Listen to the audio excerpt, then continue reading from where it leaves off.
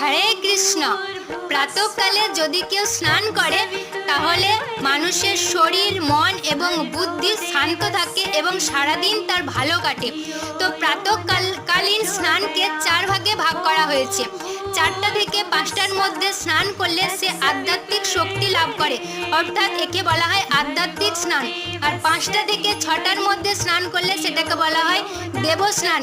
এই সময় দেবদেবীদের আশীর্বাদ লাভ করা হয়। আর 6টা থেকে 7টার মধ্যে স্নান করলে সেটাকে বলা হয় ঋষি স্নান। এই সময় ঋষিদের আশীর্বাদ লাভ করা হয়। আর 7টা থেকে 8টার মধ্যে স্নান করলে সেটাকে বলা হয় মানব স্নান। এই সময় যদি মানুষ স্নান করে তাহলে শরীর, মন, বুদ্ধি শান্ত থাকে এবং সারাদিন তার ভালো কাটে।